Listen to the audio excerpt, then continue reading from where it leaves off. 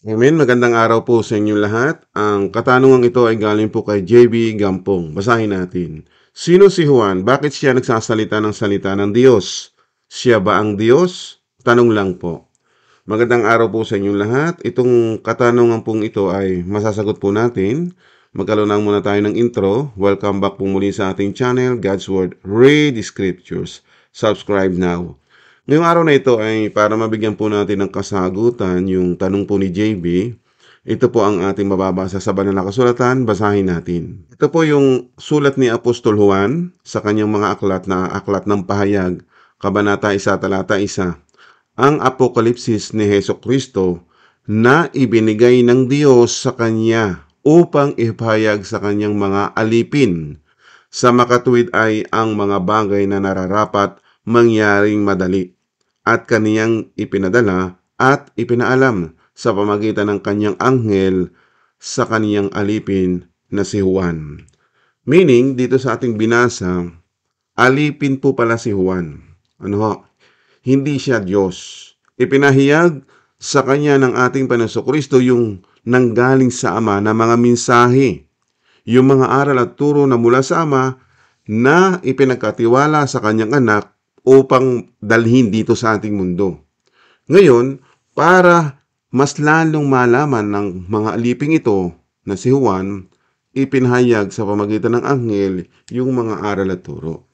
Meaning, sa inyong itinatanong, hindi po Diyos si Juan.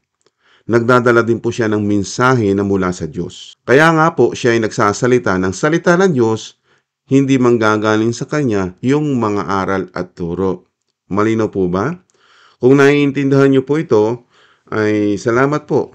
Mag-subscribe naman po kayo dahil ang inyong tanong ay nasasagot sa pamagitan ng kasulatan. Ngayon, dagdagan pa natin para maging matibay yung pananampalataya natin na si Juan ay nagsasalita ng salita ng Diyos. Bakit? Ngayon, para maintindihan natin na mabigyan tayo ng pangunawa pa, basahin natin sa ibang salin dito sa Aklat ng Pahayag.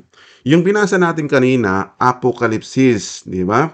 Malinaw po dito, yung salitang Apokalipsis, para madali nating maintindihan at maunawaan, nailipat ito sa salitang pahayag. Naunawaan natin yung salitang Apokalipsis at Aklat ng Pahayag, iisang salita yon. Iisang kahulugan. Ngayon, ang sulat na ito ay tungkol sa mga bagay na inihayag ni Kristo na mangyayari sa lalong madaling panahon. Ibinigay ito ng Diyos kay Kristo upang maihayag naman sa mga naglilingkod sa Diyos. Kaya inihayag ito ni Kristo sa lingkod niyang si Juan sa pamagitan ng anghel ng kanyang isinugo, ako si Juan. Meaning, pinalinaw pa dito sa isang salin na yung ipinapahayag po ni Juan ay galing sa Ama na kung saan ay dinala ng ating Panginoon Kristo dito sa mundo upang dalhin yung mensahe, upang maipahayag sa mga tao. Amen? Kaya yung mga gustong maglingkod sa Panginoon, ganyan din po. Kailangan natin kapag tayo tumanggap ng salita ng Diyos, ang ipapahayag natin mula sa Diyos. So malinaw po. Ngayon, para makilala pa natin si Juan, ang sabi pa ninyo dito, para hindi magkaroon kayo ng maling diwa, si Juan na apostol ng ating Panginoon Kristo ay isang apostol o alipin o tagasunod ni Kristo. Kaya nagsasalita siya ng salita ng Diyos. Ngayon, basa pa tayo ng ibang mga kasulatan dito pa rin sa kanyang sulat sa unang Juan chapter 1 verse 1. Kanyang sulat din po ito na ipahayag ng Panginoon Kristo, kaya isinusulat niya para maintindihan natin at malaman natin. Kaya yung ibang namamali sa diwa, baka ang pagkakilala nila ay si Juan ay Diyos, ay hindi po. Alipin po ang tawag sa kanila, mga lingkod ng Diyos. So ngayon, basahin natin ito. Ipinapahayag namin sa inyo ang tungkol sa Kanya na mula pa sa simula ay nariyan na. Narinig namin siya, nakita at napagmasdan ng sarili naming mga mata. At nahawakan pa namin siya. Siya ang salita ng Diyos na nagbibigay ng buhay na walang hanggan. Ngayon, baka magkaroon kayo ng maling diwa. Si Apostol Juan po ay ipinapahayag yung mga bagay na kanyang narinig at nakita. At napagmasdan pa nga niya yung bumabang Kristo. Amen? Kaya ang sabi dito, siya ang salita ng Diyos. Hindi po si Juan Bautista yung salita ng Diyos, kundi ang tinutukoy ni Juan na minamahal ng ating Panginoong Kristo, yun po ay si Kristo ang kanyang ipinapahayag. Ipinapakilala doon sa mga taong magbabasa ng kanyang sulat, ipinapakilala ni Juan na yung mula sa simula pa ay nariyan na. Yun po yung Kristo. Amen? Yung ating Panginoong Kristo, yung ipinapakilala niya. Kaya pala bumaba dito sa mundo, ipahayag yung magandang balita ng kaligtasan na mula sa Ama, na magliligtas ang Diyos Ama sa mga taong lalapit sa Diyos. Amen? Ngayon, si Kristo yung naging tagapamagitan sa Diyos. Bakit? Yung mensahe ng Diyos na ipapahayag ni Kristo ay makarating sa akin. Ngayon, gumamit nga siya ng instrumento, yung mga apostol, para maisulat yung mga naganap at nangyari. Para tayong namang hindi nakakilala ay makakilala. Amen? At sumampalataya doon sa ipinapahayag ni Juan. Meaning, naiintindihan po ba ninyo? So, si Juan po ay hindi Diyos. Alipin, tagasunod ni Jesucristo, mananampalataya din po yan. Kaya nga isinulat niya para malaman natin na tayo ay sasampalataya doon sa Ama at doon sa Anak. Yan din isinulat din niya. Kaya ang pananampalataya natin, hindi 3-in-1 God. Malinaw po na ang kanyang mga isinusulat, basahin natin. Dito sa Juan 14:1, huwag magalumihanan ang inyong puso, magsisampalataya kayo sa Diyos, magsisampalataya naman kayo sa akin. Dito hindi naunawa ng iba. Pag sinabing magsisampalataya kayo sa Diyos, ang tinutukoy po dito ni Juan ay yung Ama. Diba? Yung sinusulat din pa rin ni Apostol Juan, magsisampalataya naman kayo sa akin, ang tinutukoy dito ay si Jesus. Ngayon, dahil isinulat ito ni Juan, ang nagsasalita dito sa pangungusap na ito ay ang ating Panginoong Jesus. Ngayon, kung dadagdagan ninyo yung salita ni Kristo, wala na akong makagawa. Kasi yun ang inyong paniniwala. Ang aming sinusunod, yung paniniwala, kung ano yung sinabi ng ating Panginoong Kristo. Kaya ang sabi ng Panginoong Kristo ay ito, huwag magalumihanan ang inyong puso, magsisampalataya kayo sa Diyos, magsisampalataya naman kayo sa akin. Meaning, hindi agad nyo makita dahil hindi nyo binasa ng buo ang kasulatan. Ngayon, bumasa lang tayo ng isang salin para makita lang natin na ang ating Panginoong Kristo ang nagsasalita dito. Diyan din po sa Juan 14:1. Sinabi ni Jesus sa kanila, huwag kayong mabagabag, magtiwala kayo sa Diyos at magtiwala rin kayo sa akin. Meaning, ang nagsasalita sa pangungusap na yan ay ang ating Panginoong Jesus. Malinaw po ba? Ganun po dapat nating maunawaan kung nagsasalita man si Juan, kanyang isinulat yung mga salita ng ating Panginoong Hesus. Meaning, sa inyong tanong, hindi Diyos si Juan. Nagsasalita lang siya ng salita ng Diyos dahil nga yung kanyang isinusulat, mismo si Kristo ay Diyos, kaya nagkakaroon tayo ng maling diwa kasi hindi natin naunawaan yung mga pangungusap. May ganito pa tayong aalamin. Ang sabi po ng kasulatan ay ganito. Para mas maintindihan pa natin, pumunta tayo sa verse 6 para maintindihan natin. Sinabi sa kanya ni Jesus, ako ang daan at ang katotohanan at ang buhay. Sino man ay di makaparoroon sa Ama kundi sa pamamagitan ko. Meaning, dito sa ating binasa, di ba ADB, kung babalikan natin yung verse 1, kaya hindi tayo nagkakaroon ng pangunawa, wala ngang salitang Panginoong Hesus. Maliban kung ililipat lang natin sa ibang salin dito, di ba? Sinabi ni Jesus. Kaya nga tayo nagbabasa ng iba't ibang salin para mas lumawak ang ating kaalaman. Amen? Kaya balikan natin ito, di ba? Walang Panginoong Hesus na nakasalita dyan. Di ba? Walang Hesus na naka-indicate na salita dyan. Kaya nga, babasahin nyo ng buo. Kaya nga po tayo ay nagpunta doon sa verse 6 para mas malinaw po.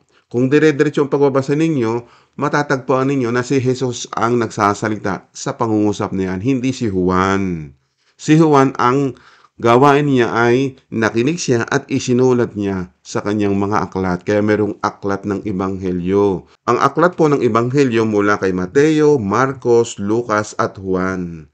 Kay Juan po, diyan po natin makikilala, mas idinidetail yung pagkakilanlan sa Diyos.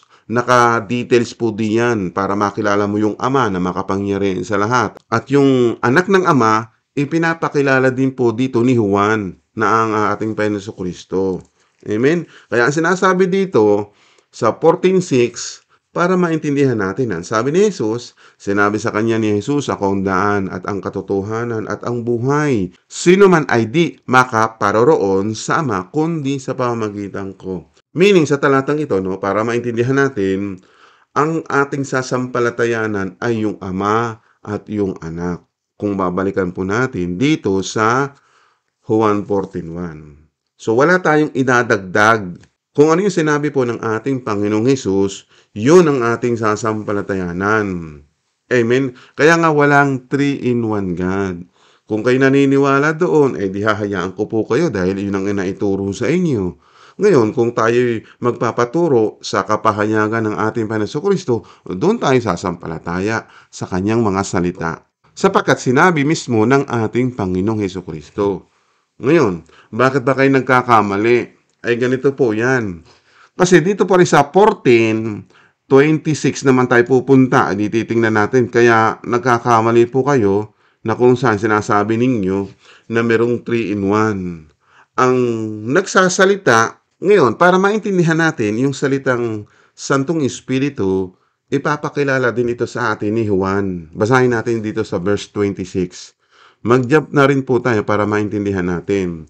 Datapwat ang mang-aaliw sa makatuwid bagay ang Espiritu Santo, na susuguin ng Ama sa aking pangalan. Siya ang magtuturo sa inyo ng lahat ng mga bagay at magpapaalala sa inyo ng lahat ng aking sinabi. Meaning, yung lahat ng mga sinabi ng ating Panginoon Jesucristo, ang gawain po ng Banal na Espiritu ay magpaalala, magturo ng lahat ng mga sinabi ni Kristo. Meaning, sa kanya ba manggagaling ang aral at turo sa Banal na Espiritu? Ang sinasabi po pa rin ni Juan, alam niyo po si Juan, diyan natin makikilala ang tunay na Diyos na dapat sampalatayanan at kilalanin ang bawat lingkod na sinugo ng Ama para makita natin ang mga bagay-bagay na plano ng Diyos. Ngayon, mayroon pang ganitong mga pangungusap para makilala natin ang Banal na Espiritu. Ngayon, pupuntahan po natin yung 16:13 ng Juan. Sa kanyang mga paliwanag, basahin din natin. Para maintindihan natin, basahin natin dito sa 16:13. Pero pagdating ng Banal na Espiritu na siyang tagapagturo ng katotohanan, tutulungan niya kayo para maintindihan ninyo ang lahat ng katotohanan. Ang ituturo niya ay hindi galing sa kanya. Sasabihin niya kung ano lang ang narinig niya at ipapahayag din niya sa inyo ang tungkol sa mga bagay na darating. Meaning, yung Banal na Espiritu ay isinusugo din ng ating Panginoon Jesucristo na mula sa Ama, sapagkat yung naituro na ng ating Panginoon Jesucristo, ang tungkulin po ng Banal na Espiritu ay ito po, magtuturo din po siya ng katotohanan. Tapos, tutulungan ang bawat mananampalataya na maintindihan ang lahat ng katotohanan.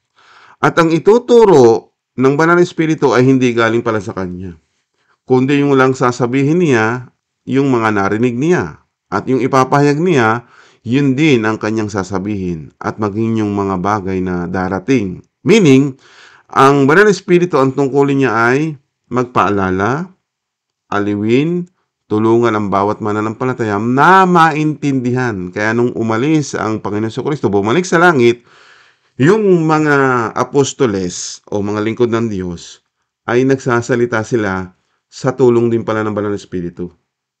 Amen. Ginagabayan sila para magkaroon sila din ng kapangyarihan sa pamamagitan ng Banal na Espiritu na kung saan ay may turo yung katotohanan. Ngayon, para maintindihan natin at hindi kayo malito na hindi 3-in-1 ang God.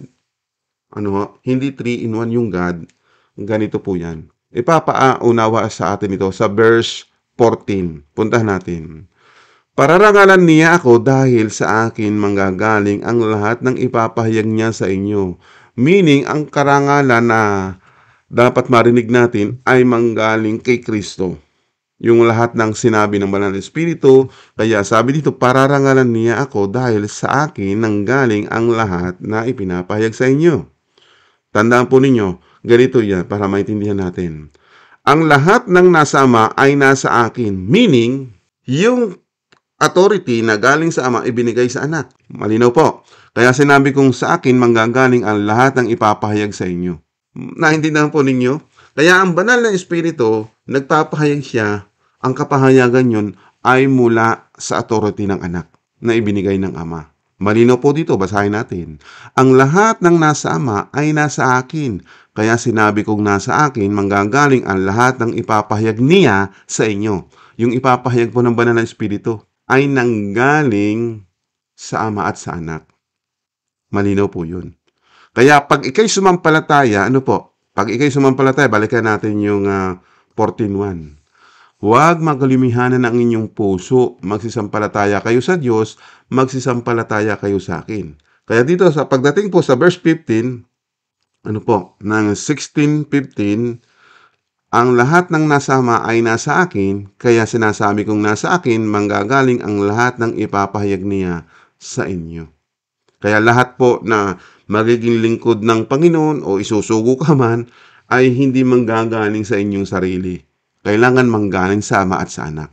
Kaya kapag ikay sumampalataya sa ama at sa anak, diyan manggagaling yung mga aral at turo. At kung babasahin din natin ito sa mga sulat pa rin ni Juan, 10:30, ako at ang ama ay iisa. Kasi nga po, iisang aral ang ating mapapakinggan. Bagamat nagsasalita ang ating Panginoon Kristo na mula sa ama, kasi yung aral at turo nanggaling talaga sa ama. Iisa ang pinanggalingan. Kaya yung ama, binigyan ng authority yung anak na si Jesucristo. Na yung ating marinig na ebanghelyo ay nagmula sa ama at sa anak. Kaya sinabi niya, ako at ang ama ay iisa. Kung may tututol pa ho dito na mayroon 3-in-1 God, edi magpaliwanag po kayo. Magpaliwanag kayo kung meron talagang 3-in-1 God. At para mapatunayan natin, mag-comment po kayo para ilinaw natin sa inyo kung kayo namamali sa diwa. Nagpatuloy tayo. Kaya yung Banal na Espiritu, sabi dito sa 16:13, malinaw po dito, Basahin natin ito. Sapagkat hindi manggagaling sa kanyang sarili. Bakit hindi manggagaling sa kanyang sarili mo? Puntahan natin sa isang salin. Ang sabi dito, pero pagdating ng Banal na Espiritu, tandaan po ninyo, anong tungkulin ng Banal na Espiritu? Yan po, siya ang tagapagturo ng katotohanan. Ano pa ang kanyang tungkulin? Tutulungan niya kayo para maintindihan ninyo ang lahat ng katotohanan. Meaning, malinaw po, yung Banal na Espiritu ay tagatulong para ipaintindi sa ating lahat ng katotohanan na naipahayag ng ating Panginoong Hesukristo. Ngayon, ang sabi dito, kung itutuloy pa natin, ang ituturo ng Banal na Espiritu, ang sabi po dito, ang ituturo niya ay hindi galing sa kanya. Hindi manggagaling sa Banal na Espiritu ang kanyang aral at turo, kundi nanggaling doon sa ama at sa anak. Malinaw po ba? Kaya kung itutuloy po natin, ang sabi po dito, yan, i-highlight pa natin. Ang ituturo niya ay hindi galing sa kanya, sasabihin niya kung ano lang ang narinig niya at ipapahayag din niya sa inyo ang tungkol sa mga bagay na darating. Malinaw po ba? O tuloy pa natin dito sa verse 14. Pararangalan niya ako dahil sa akin manggagaling ang lahat ng ipapahayag niya sa inyo. Malinaw po, ang parangal kay Jesus pa rin po. Kahit po nagpahayag ang Banal na Espiritu ng katotohanan at nagturo, dahil nga hindi manggagaling sa kanya yung mga aral turo at kay Kristo pa rin po manggagaling yun. Sapagkat yung Ama ang nagbigay ng authority. Sabi dito sa 15, ang lahat ng nasa Ama ay nasa akin. Kaya sinabi kong sa akin, manggagaling ang lahat ng ipapahayag niya sa inyo. Meaning, ang tungkulin po ng Banal na Espiritu ay magpahayag ng katotohanan. Pero yung kanyang ipapahayag, manggagaling sa anak. Kaya ang sabi sa 14, pararangalan niya ako dahil sa akin manggagaling ang lahat ng ipapahayag niya sa inyo. So ngayon, nadagdagan pang ating kaalaman para makilala natin ang Banal na Espiritu. Kaya wala pong 3-in-1 na magaganap sa ating pananampalataya. Kung meron man sila, edi hayaan natin kasi yun ang aral nilang natutunan. Kaya nga dito, yung mga taong nawala ng pananampalataya, balik kayo dito sa ating channel. Dito na kayo mag-stay. Kayong umalis sa mga iba't ibang iglesia at wala na kayong mapuntahan, dito na po kayo sa ating channel. Matuturuan po tayo ng aral ni Kristo. Sapagkat yung mga umalis sa mga iba't ibang iglesia nga dahil nga sa kalupitan, di ba? O maging sa mga maling aral na inyong napapakinggan. Diba? Napapahamak pa ang inyong kaluluwa. Samantalang dito sa ating channel, God's Word, read the Scriptures, talagang mga salita ng Diyos ang mapapakinggan ninyo mula kay Kristo. At yung salita ni Kristo, nagmula sa Ama. At yung Ama, ibinigay ang authority sa kanyang anak para ipahayag. Kaya lahat ng magpapahayag ng mga taong susunod, manggagaling sa ating Panginoon Kristo. Kaya yung channel na ito, no, lahat ng aking sinasabi, hindi nanggaling sa akin. Binasa ko para maintindihan po natin. Kaya po nagbabasa tayo ng iba't ibang salin para lumawak ang ating kaalaman. Kaya dito sa ating channel, mag-subscribe ka na. Dahil bibigyan ka ng karunungan, kaalaman at pangunawa sa mga salita ng Diyos. Ngayon, balikan pa natin itong tanong mo. Naunawaan po ba na si Juan ay nagsasalita ng salita ng Diyos dahil alipin siya, lingkod siya ng Diyos. Ang kanyang sinasabi mula sa Ama at sa Anak. Kaya si Juan, hindi natin pwedeng sabihin siya ay Diyos, bagamat siya ay nagsasalita ng salita ng Diyos. Hindi po siya Diyos, si Juan. Ano ha? Lingkod siya, apostol po siya. Kaya yung tinatanong po ninyo, malinaw po ba? Binasa na natin ang kanyang mga kapahayagan sa kanyang mga sulat para maintindihan natin. So babalikan natin, recap na po tayo. Ang sinasabi dito sa Apocalypse chapter 1 verse 1, muli natin balikan ito. Sabi dito, ang Apokalipsis ni Jesucristo na ibinigay ng Diyos sa Kanya upang ipahayag sa Kanyang mga alipin. Sino po yung alipin? Mga apostol. Kasama na po dito si Juan. Kaya mayroon siyang sariling sulat para maintindihan natin. Di ba? May mga alipin din na pinahayagan katulad ni Lucas, ni Marcos, ni Apostol Pablo, etc. Ibig sabihin, yung mga nakasulat doon hindi kontradiksyon. Aalamin natin kung bakit ipinahagi yung kay Juan, unawain natin sa ibang dimension yun di ba? Para maintindihan natin kasi si Lucas ay unang-una hindi siya Israelita, isang hintil siya. Bagamat sumusulat din siya. Para maintindihan natin tayo mga hindi hintil. Si Juan Bautista nagsusulat, bagamat siya Israelita, hindi ibig sabihin na divide na yung salita. Kaya yung mga nagtuturo daw ng dividing words of God, huwag kayong maniwala doon, ay lalo kayong ihiwalay. Yung aral at turo na mababasa natin kay Juan, salita din yun ng Diyos. Yung hintil na nagsulat si Lucas ay hintil, galing din yun sa salita ng Diyos. Ibig sabihin, hindi contradiction ang mga salita ng Diyos. Amen. Walang contradiction sa mga salita ng Diyos kasi ang salita ng Diyos, katotohanan. So hanggang dito na lang po muna. Kung naunawaan po ninyo ang ating explanation o mga kasulatan, mag-subscribe naman po kayo sa ating channel. Wala pong mawawala sa inyo at madadagdagan pa ang inyong karunungan at kaalaman at pangunawa sa salita ng Diyos. Kaya kung nagustuhan mo, mag-like ka at i-share mo na ito sa mga mahal mo sa buhay. Mag-comment ka na rin kung tagasunod ka ni Jesucristo. Hanggang sa muli ng ating pag-aaral, ang papuri, pasasalamat at pagsamba sa Diyos na dakila at makapangyarihan sa lahat, sa Ama at sa Kanyang Anak na si Jesucristo. Hanggang sa muli, Amen.